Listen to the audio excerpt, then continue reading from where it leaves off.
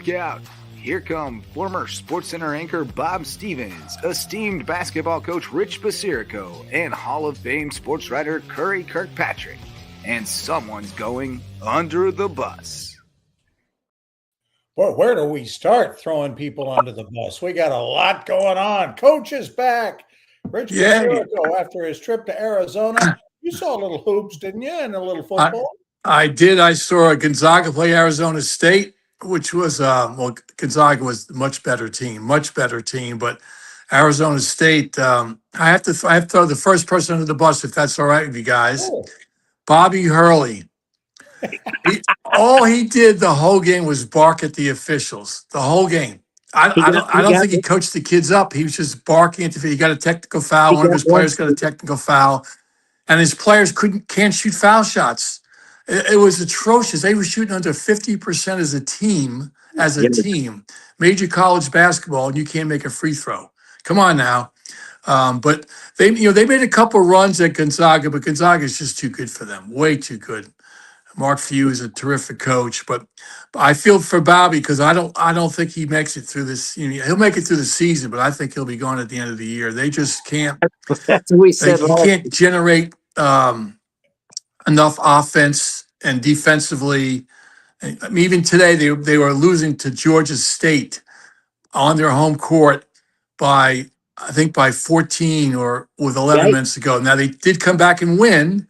They went on a 21 run, but I've always respected Bobby because I thought he was a terrific player himself. But man, oh man, does he bark at the officials? I mean, he doesn't stop. It's the whole game. Stands up, never sits down, and he's just yapping at the officials. And I don't even know if he says anything to the players during the timeout because he goes out on the floor and starts yelling at the officials again. So Rich, I guess it is what it is. What did he get his tea for? Coming out on the floor or just yelling too much? Can you still hear me? Yeah. Okay. Curry wanted to know what did he get his technical for? There was a play where one of his players got hammered, going to the basket, and there was the guy actually went up for a dunk, and the guy blocked his shot, and there was no call. There was no call. And it looked, from where I was sitting, it did look like a foul, but he didn't stop. He did not. I thought he was going to run on the floor and, attack the official the way he looked and so forth. That's how you get a T, yeah. Yeah, Rich, I remember so I don't know. His kids play hard for him. I know the reputation for him. They like to play for him. They like him, but I don't think they have enough money at Arizona State, which is kind of crazy for their basketball program, to go out and get the players to play at the level that he needs his team to play at in the conference they play in. Because the teams he's up against, he just doesn't have he has good players. He doesn't have the great players. Curry. So. Can you guys hear me? Yes. Oh, I can. Rich, can you hear me? I can't hear him. Rich can't hear you. So we'll have to fix that during the next break. But well, I was gonna tell Rich. I remembered the Gonzaga player, the transfer from Grand Canyon, because we used to kid him about his name. His name is Grant Foster. And remember, I used to call him Foster Grant because of the sunglasses. But he's a really terrific, yeah. And he's with Gonzaga. He's transferred. Bobby, you tell me what he's saying now. Yeah. He's talking about Grant Foster, your favorite set of sunglasses, and also a basketball player. Gonzaga player. He's at Gonzaga now. All right. Okay. I'll follow Rich with the continuing college basketball. Speaking of Bobby Hurley, how about his brother Dan? Of course, coaches Connecticut. Won 2 national championships. Connecticut is really good again. They were number 3. They played the game of the week, I thought, against Brigham Young. They brought Brigham Young into Boston Garden to play Connecticut. These regional games with all these big name teams are really great preseason. That the TV has scheduled them. We have tonight Kentucky playing Michigan State. Yeah, I got that going on over my shoulder with. And then Duke plays Kansas. I don't give Kansas a shot tonight because their great freshman Peterson is hurt. But anyway, wait a minute. Bill Self's one of the greatest coaches of all time, and this game doesn't matter, but it sort of matters. It's national TV. He'll Well, find a yeah, way. I think Duke will blow them out. They're just too much. They're too much better. But as far as the Connecticut, speaking of speaking of the Connecticut, get back the Connecticut Brigham Young game. Um, Connecticut was just blowing out. I mean, Brigham Young just didn't look ready for the moment, and Connecticut was blowing them out. I mean, they were up by they really whipped them in the first half. They up by 20 with 15 minutes left, and that's after Connecticut center Reed and their forward Caravan, who's been there about 7 years, and then they have a new point guard this year named Silas Demery, who's a transfer from Georgia, who's really good. And so they went way ahead, and the heralded AJ DeBonsa, the heralded #1 recruit, who's supposed to be a #1 draft choice for Brigham Young, he looked alternately confounded and disinterested in the first half. He scored 4 points and he just didn't look like he was ready. And then all of a sudden, in the second half, DeBonsa just exploded. I mean, he just started driving to the basket, making these left-handed dunks. He made turnarounds. He just was unreal. He made one move in the lane where his back was to the basket, and he faked left, and he went right, spin around, and he made a hook shot from about 15 feet. And I wish I could read lips. Brigham Young came all the way back to trail by 2, 86-84, with the ball and possession, and they had a chance to win the game. But I got to throw under the bus their point guard, Robert Wright, who was a terrific player, actually a transfer from Baylor. Yeah. He tried to split the double team with about 10 seconds left against Connecticut in the about 15 feet from the basket, and he lost his dribble and turned the ball over, and UConn survived to win by 2. But so I'll throw Wright under the bus, but his teammate DeBonsa had 21 in the second half, and just I mean, he's slither. He's as good as advertised. Yeah, I think so. I mean, he's kind of a combination of Cameron Boozer, the Duke freshman, and the Carolina freshman Caleb Wilson. I don't think he's as strong as Boozer, but he's not as quick as Wilson. But he's kind of a combo of the two. He's really the real deal, though. All right. Sorry, Rich can't hear any of this. Yeah, well, we don't want Rich to miss any more of this wisdom. I've got a college basketball story to ask both of you about. We're going to take a quick break. While we're in this break, be thinking about coaches who intimidated officials, the ones you guys know who can really intimidate an official. We'll get the answer to that. We'll have a whole lot more talking college football, NFL, all that stuff. Plenty of people to go under the bus right after this for Hudson's, our sponsor, Hudson's on the Nice seafood restaurant on Hilton Head Island.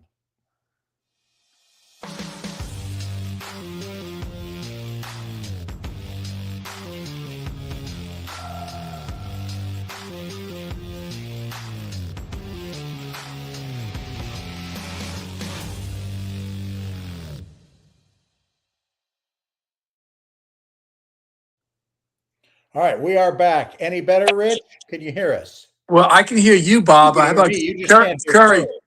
Curry. Okay. I don't know What's the deal? I'm doing the Can same Curry thing. hear me? Yeah, I can hear you fine. Yeah. I don't understand why I can see him talking, but I can't hear a word he's saying. Worldwide, is there something to do in this studio you can do? Worldwide West doing the production tonight. We're not going to throw him under the bus yet, but there might still be room for him before the show's over if he struggles with this situation. Hey, wow! So you can at least both. Everybody else can hear you. Rich, favorite coach who could intimidate an official, yourself not included. Bobby Knight. Yeah. Oh, Bobby Knight was, man. He never gave up on officials. And you know who else? But he didn't get up and down. But Mike Krzyzewski, he sat there on the bench thinking that everybody's thinking, well, he's cool and calm, but he's, those officials are going by and he's, as I say, barking. He's barking at those officials all the time. I mean, there's a bunch of guys out there. Of course, Danny Hurley, Bobby's brother, has got to be the top of the list of present coaches right now. I mean, he might be number one. Curry might disagree with that, but Danny Hurley is right up there. I mean, he is on the floor. I mean, that's what would get, as an opposing coach, that would I'd be upset about, the way he gets on the floor.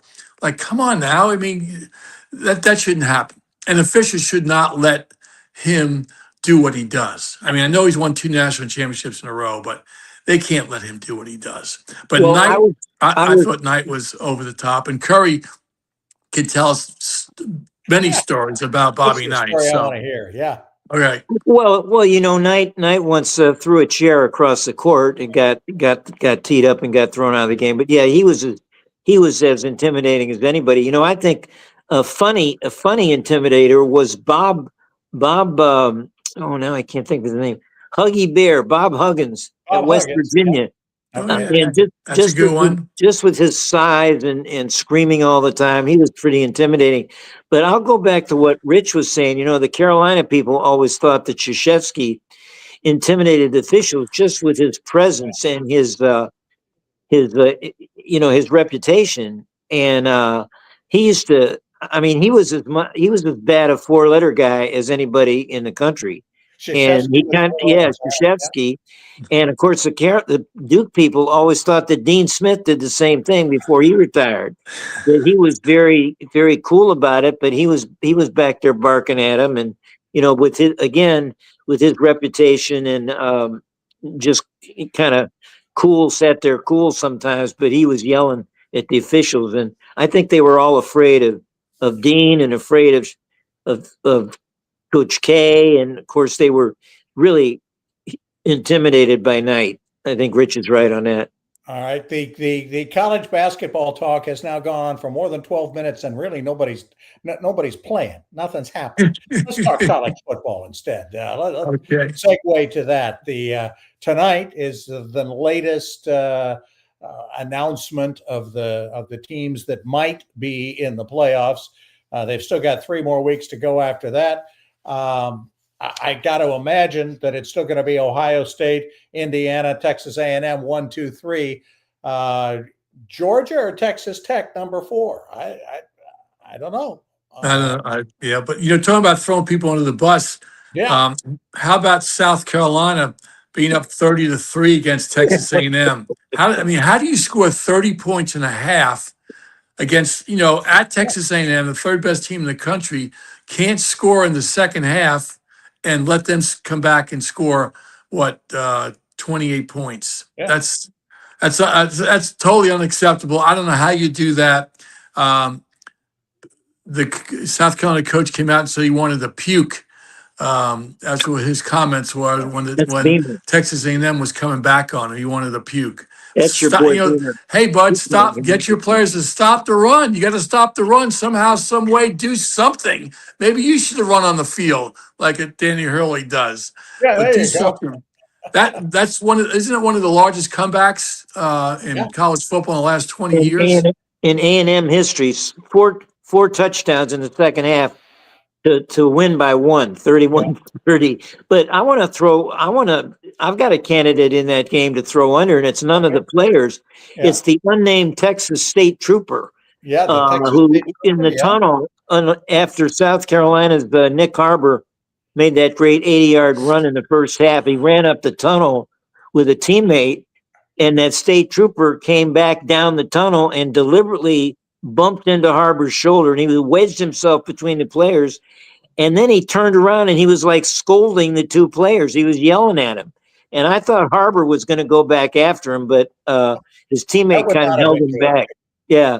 And the Texas, whoever was in charge, his commandant quickly removed him from the tunnel and threw him out of the game. Yes. So he had to go home and watch the second half comeback on TV. Officer goes under the bus. The state trooper, yeah. But I got under there by by the people there. Yeah. Yeah. John, I don't know if you saw this, but A&M's former Heisman Trophy winner, Johnny Manziel, chimed in on his what he thought of the incident. We all wanted to hear that, of course. Of course, you might remember Manziel used to be known as Johnny Football before he became Johnny Poor Drunk. But he was apparently initially he supported the trooper. He said, our guys were frustrated. Around here, we protect our house. We paid enough money for this house. So he gave him a little something. He said, get out of my tunnel, boy. Get back on the field. Well, Lance, Johnny Football, come on. Then at the end, then by the end of the podcast, he was complimenting Harbor, the South Carolina kid. He said he understood Harbor turning around to reply to the trooper. Manziel, he said if that was me, I'd have gotten in the trooper's face. So Johnny Football, figure it out. Give us one side or the other. So we can throw him under the bus for that. Yeah. Well, for sure. Well, by the way, speaking of coaches, Beamer, former Boy Wonder, in the press conference afterward, like Rich was saying, he said he could have puked.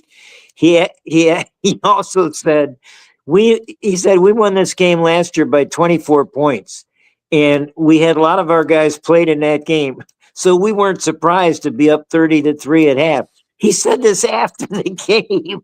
So I guess he was surprised. He didn't say if he was surprised to get beat 31-30. He said, but he did have to address rumors that he might be out of a job. And then they asked him about who's he talking about, Bob? Oh, he's talking about Shane Beamer, your boy Beamer.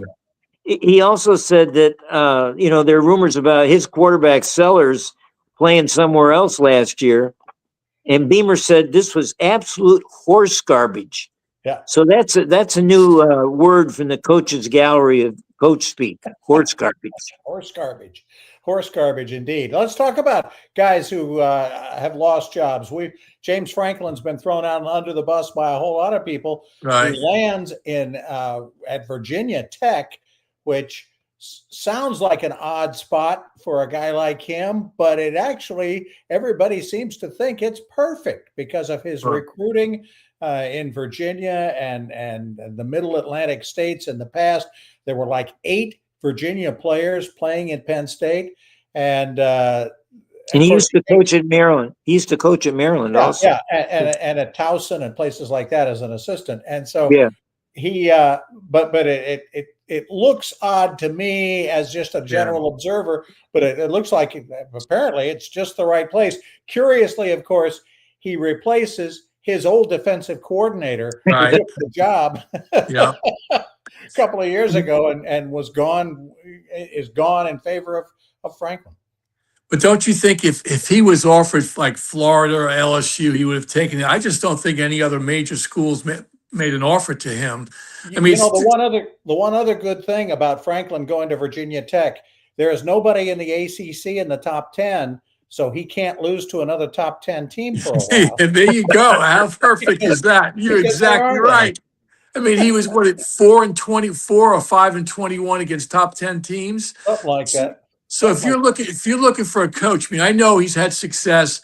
I know he recruits well. He's supposed to be a great guy. But if your track record is 4-21 against top 10 teams, do you think that's going to change when he comes to Virginia Tech? I mean, the administration thinks, okay, that's his track record. Usually you go by what guys have done in the past, and what he's done in the past is not very good in terms of beating the best teams on his schedule. So, but there are no better teams on his schedule. That was the point I was making. I know. That's why it's perfect. Yeah, Clemson maybe. The big question, do we throw Lane Kiffin under the bus? Do we throw LSU under the bus? Do we throw Florida under the bus? Do we throw Ole Miss under the bus for telling Kiffin, you got to decide before you go on the field for the Egg Bowl? Well, I heard on the radio today, they interviewed him. He said that's not true. Yeah, he's not going to give an ultimatum. Kiffin denies that. Coaches lie. But I wouldn't be surprised. How about they fly his family to LSU in Florida? Yeah. Yeah, that's Curry. I think was going to talk about that. They flew Kiffin's family. Florida came and got him one day, and then LSU came and got him the next day and flew him in and wined and dined him. Kiffin apparently didn't go on either one Didn't of go those on trips. either trip. Well, he's Okay. been to both places enough, Yeah. I think, I wouldn't be surprised if Mississippi did give this ultimatum because, and I wouldn't blame them really. No. They want to know what he's going to do. Right. But I would think they've already made their money offer to Kiffin. And, they say they're going to do a Signetti like contract for him, which means millions and millions of dollars. So, I think he already knows his offer from Mississippi. So, He probably does. yeah, I think he's Yeah. going to stay. I think he's going to stay there.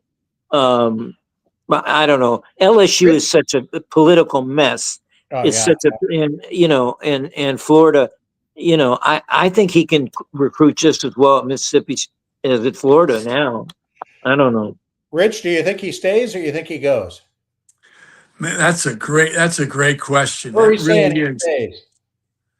He on the radio show today, he's talked about how much he loved Ole Miss and the kids were great and his family loves it there. So I don't know if he's just saying that.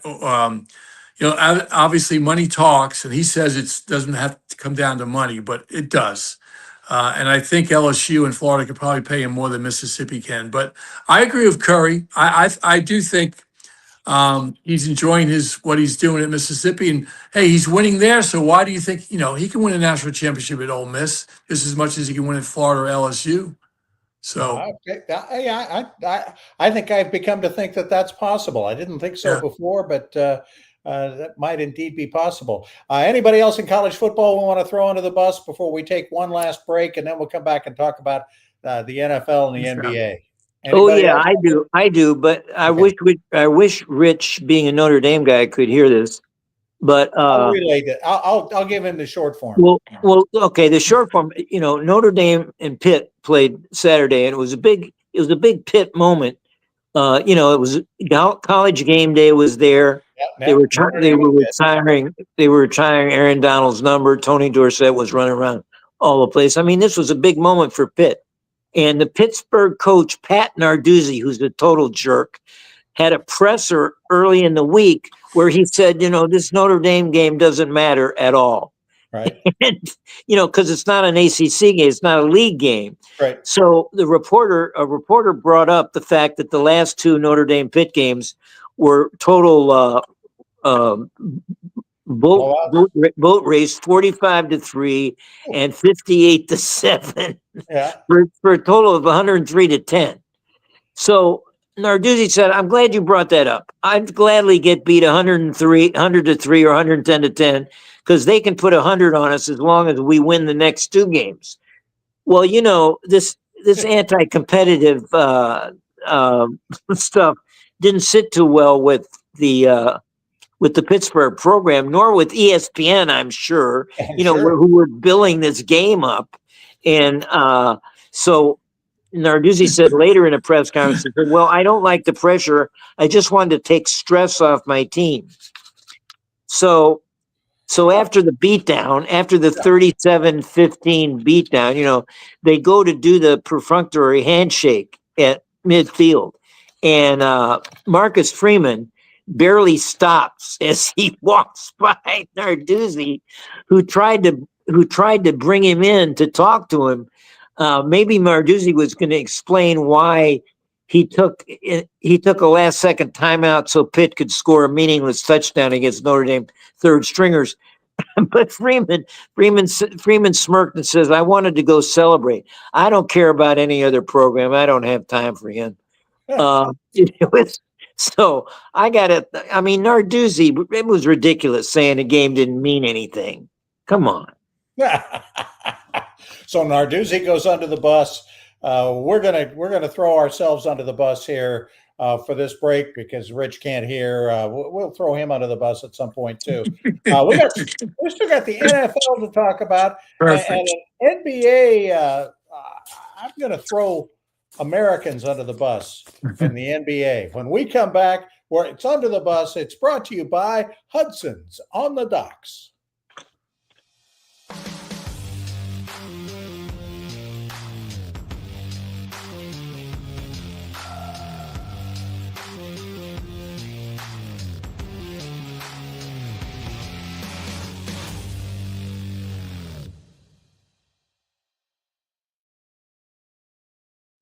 Welcome back to Under the Bus. Bob Stevens along with Curry Kirkpatrick and Rich Basirico. Rich cannot hear Curry, just if you're following along with us. This Rich, happened. This happened I a don't couple of understand weeks that, but ago. go ahead. This happened a couple of weeks ago, but they fixed it in the I still studio. can't hear him. Okay, well, he still can't hear you. So we're gonna, by government decree, the Congress, the Senate, and the House have both voted that we continue the show anyway, and we do not stop. It was 427-1 in the House and unanimous consent. Yeah, who was that? Who was that one voter that voted no? He's from Louisiana, I think. Oh, He's coaching LSU. Yeah. That could be what's going on there. What are we thinking about the NFL? Who's in? Who's out? How about Sanders with the Cleveland Browns? Oh, what do you think about his performance? Oh, 4 for 16 for 47 yards. He plays. He does not play well, and while he is playing, his house is being robbed. Right? How about that? Isn't that crazy? That's sad. Then we learned. I know it's his first game, and of course, maybe he wasn't mentally ready to get in the game because obviously he didn't think he was going to play. But his performance was terrible. It was awful. We learned. It really was. You look at a lot of quarterbacks quarterbacks this past Sunday. Sam Darnold being one, threw 4 interceptions. Right? I mean, J.J. McCarthy was 16 for 32. So. All these guys people are counting on to be these great quarterbacks just aren't getting the job done, week from week. So bad some weeks they're good and some weeks not very good. Curry, go ahead. Well, Rich's boy Fields played so bad he got benched for the next week, so he's gone. Hey, speaking of Rich's boy Fields, we haven't had Rich on since he lost his favorite Giants coach, Brian Dable. Well, I was gonna say something about that. So in Mike Kafka's the replacement interim coach. So his Curry dogging the Giants. Yes, so his first series, he has to play without Abdul Carter, the third pick, the big time third pick in the draft. He's a big time linebacker, because Carter fell asleep at the facility and missed a walkthrough. So Kafka had to punish him. Apparently, Carter. This was a trend for being late for meetings when under Brian Daboll, but Kafka decided this was a punishment needed, so he didn't let Carter play the first series. Yeah. So in the end, of course, the Giants lost their 5th straight. Carter woke up to make 1 tackle and 45 snaps. So. And he says that he put on X. He texts on X. I was not asleep. I actually was doing recovery. He posted on X. He said when the hate don't work, they start telling lies. Okay. So he wasn't sleeping, and Jamar Chase wasn't spitting. Well, we're going to get to Jamar Chase spitting in just a minute, but Rich, what Curry's rant was about your boy Carter, the defensive lineman who slept through the walkthrough went. Because he's denying that now. He's denying that's not what happened. Right. But how about this, Bob? They suspend him for 1 set of downs. Like what's the being to make it sound like we had this big suspension? The same thing happened with last night with the Dallas Cowboys. Lamb and Pickens. You suspend him for 3 downs. Well, how different? What's so bad about that? So they sat out for 3 downs, right? Yeah. I don't necessarily. That's the consequences are so great that we have to write a story about it. And whatever he said about the Giants is probably true, because he should have been fired. I mean, they had 5 games leading. They were leading into the 4th quarter. One game they had 25 seconds to go against Cowboys. They lost 33 seconds ago against Denver. They lost.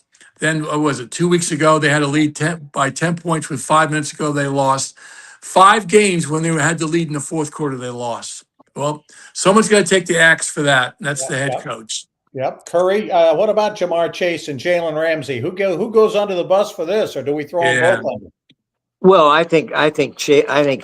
You can't spit. You can't spit at a person, They only gave him one game, which I think is a mistake. Of course, they had a precedent. The first game of the season when the Philly guy, Jalen Carter, spit it at Dak Prescott, and of course, they didn't let him play that game. He got thrown out of the game, and that was his only game suspension. So one game was the precedent. I think this is pretty bad. That I think he deserved more than that. But Chase Rich, apparently, and then for Chase to lie about. For Chase to lie about it after the game. You spit on somebody? Wait a minute, Rich. Curry's finishing. I'm sorry. I'm sorry. Well, and they didn't put a suspension down until after Chase had lied about the whole thing.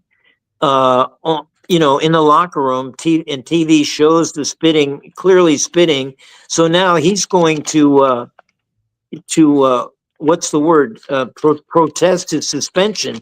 How can he do that after, he's on tape spitting? It's just ridiculous. We've seen that before, appealing a suspension. Usually it's baseball players, not football players, but Rich, your thoughts? Well, is he actually appealing it? The game suspension? Yeah. You're kidding. He thinks it's all right to spit at somebody. Yeah. Well, just that he did. He says he didn't. And okay. Well, in that profession, if you spit on your coworker, you'd be out of a job.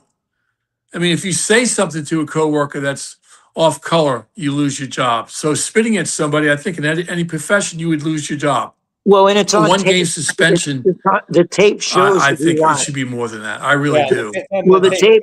That's my point. The tape shows he lied, so he could get more than a game because the integrity. I mean, his integrity now is up for question. Nobody will ever believe him on anything, and they should tell him that. They should bring Chase in. The commissioner should bring Chase in and explain to him what's happened here. That his integrity. I mean, he's got to come out and admit what he did. That's the only thing about it. Another guy who might deserve to go under the bus only for what he was thinking 6 months ago, not how he has played, is Myles Garrett of the Browns, who decided to take the money rather than go someplace else where he could win, stayed with the Browns. I believe in this team, all that. The team has gone, under South. the bus. Right. And South. And Garrett, meanwhile, has 15 sacks in 10 games and is probably, I mean, he said when he did not intend to have his career be Cleveland to Canton, but it looks like that's what's happening now is he's going to go Cleveland to Canton. It's too bad, Bob. He can't play against the Browns because he'd have about 10 more sacks. He'd have about 10 more sacks in the next 2 games. If he could play against the Browns, yes, he probably would be doing that. Can I say one thing about the Shedeur Sanders thing? And you can ask Rich this because Stefanski, the coach, after the game, we learned that he gave Sanders not one single prep in practice, not one single snap. So the line didn't know his voice, he didn't know his cadence, didn't know anything about him when he comes in. How isn't that malpractice? I mean, that's coaching malpractice that he doesn't prepare his backup to play in a real NFL game. It's ridiculous. Rich, is it coaching malpractice that Stefanski admitted afterwards that Shedeur Sanders had not had a single snap in practice during the week? Well, that's bad. I mean, come on. He's your backup quarterback, right? Yeah. I mean, he's your backup quarterback. You're always one play away from going out. How can he not give him any reps? That's ridiculous. That should never happen, especially at that level. At that level, I mean, even in high school level, you give even your backups reps. For sure, they're doing the same drills, running the same plays, and your backup quarterback doesn't get any reps. That's bad. Stefanski under the bus. For sure. There's this nasty rumor going around. Has been going around for weeks that there are some people in the Browns organization that want Sanders to fail. Among them, Stefanski, that don't want him to succeed, and because Stefanski didn't want to draft him, and blah blah blah. And so, I mean, this looked like they were some sabotage. Only the soap opera that would be the Cleveland Browns, for sure. All right, I got one last guy to throw under the bus. I'm throwing the NBA geniuses under the bus for their all-star creation. You know, they're making 3 teams this year. There'll be an Eastern Conference all-star team, a Western Conference all-star team, and a rest of the world all-star team. Well, their rest of the world has got Giannis and Jokic and Wembanyama and SGA and Doncic. I got a feeling they're going to romp, huh? Well, they should make it just one U.S. team. They should make it one U.S. team against the world. What's this 3-team deal? This one, and the teams are going to play only one quarter, right? Right. You're going to play one quarter and then play another team one quarter. It's so stupid. They should just have the world against the U.S. one game, 2 halves, and settle it that way. I don't know who came up with this other stuff. Rich, your thoughts? Well, I think that's a terrible idea. I really do. 3 different teams. I mean, it becomes a circus. And the reason it becomes a circus, the players don't come to play. And they just play 0 defense, absolutely 0. And the games are out of control. It's just like a major pickup game. I don't really like the All-Star games, to be honest. I know the fans who enjoy the NBA like it, but you know they don't play defense during the regular season. Of course, they go to the All-Star game. It's even twice as bad, or 3 times as bad, 5 times as bad. But to do what they're doing to try to create interest is bad. I don't like it. I will definitely not watch that. You brought up something that I wanted to ask you, and I'll ask Curry as well. You're right. There's no defense anymore in the NBA. I remember when I was at ESPN in the late 90s, rolling over into the 2000s, that the problem was offense. You couldn't get anybody up over 100 points. They were, and obviously they've changed the rules a little bit on zoning and man-to-man and all that stuff, all that technical coaching jumbo stuff. But anyway, how come nobody plays defense? That's a great question, Bob. I don't know. They just don't until the playoffs. In the playoffs, they obviously step it up and get after it, but they play no defense. It's sad. It really is sad. That's part of the game, right? They always say defense wins championships. It's part of the game, and they don't play it. So I don't. Curry? Again, we've talked about not watching it during the regular season. We don't. Yeah. Curry, thoughts on no defense in the NBA? Well, yeah. I go back to the All-Star. I think this could be solved because I think the U.S. players against the world players, I think the guys would try. I think they'd be a game just for their pride. It'd be like the Olympics. Yeah. And I think, they'd be representing, their countries, and of course the U.S. players be representing the U.S. I think that would solve it, but who knows? I have one last thing though. It's not really under the bus. You can translate this to Rich because he'll like this. Yes, I will. But it's not an under the bus. It's over the moon. It's a statistic. I'm not a real statistic guy, but this statistic is amazing. A friend texted me this and it's a tennis statistic. Yes, I was going to use that. Go ahead. Yes. Okay. After Yannick Sinner beat Carlos Alvarez in Italy in Turin last week to win the ATP Finals. Of course, he won $5 million. The match was 7-6, 7-5. It's the 6th time this year they've played in finals. They've both won 2 majors. Yeah. Alcaraz leads all time 10-6 in their 16 matches. Yeah. In their 16 matches, they've played 3,302 points. Yes. Alcaraz has won 1-6-5-1. Sinner has won 1-6-5-1. Isn't that amazing? The exact same number of points over 16 matches. Is that unbelievable? And you know how many titles, how many championships overall, not just majors, how many titles each one of them had? Each one of them has 24. Oh, I didn't know. Yeah, another number, exactly the same. Rich, Curry was just talking about how Yannick Sinner and Carlos Alcaraz have now played 3,302 points, and they've each won half of 50-50. Exactly. Same. Amazing. It's pretty cool. Anybody you matched up with, Rich, that you were 50-50 with through all your career, and you'd like to have one more match with so that you could win it at something, Tiddlywinks? Maybe Tiddlywinks, probably, but No, I no don't. coaches, no family that you're even with that you probably You can't know, play now. I can't. I can't think of any. I really None of your can't think of any. kids. No, Rich would like we used to play basketball with my son, but I Yeah. would never let him. I would never let him win. So there's none of that. Um, Rich would like to get back at couldn't play back him. at I me. couldn't play him now because he beat up on me. So I knew when to stop. Go ahead, Curry. Rich would like to get back at me for coming from behind and whipping him in beach bocce the last time we played. Beach Came from bocce, and beach bocce. Curry owns you. In Oh, beach yeah, bocce, that's is right. that it? Yeah, beach bocce. Bring Curry on. Let's go, Curry.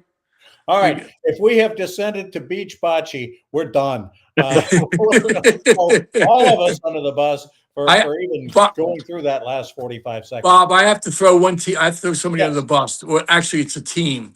The Okay. Yankees, for signing Grisham to $22 million contract, and he accepted the offer today. Well, sure he did. 22. Of course, he did. 22 million. The guy made 5.5 million last year. Yeah. Yes, he hit 34 home runs, which is terrific, but he's never going to hit that again, ever. He might have hit 34 home runs in the next 3 years. And they $22 million for a guy who made 5 million last year. And then down the stretch, he was like 1 for 15. So the Yankees do the same thing over and over and over again. It's only money. It's only money. Exactly. Speaking of only money, thanks to Wes Kerr for his great performance tonight and trying to get it done. We'll get the technical things straightened out for next week. We want to thank all of you for listening. We hope you got something out of it. For Curry and for Rich, I'm Bob Stevens. Thanks so much for joining us. Join us again next week when we throw some more people, maybe some turkey under the bus. There you go. Thanks, guys.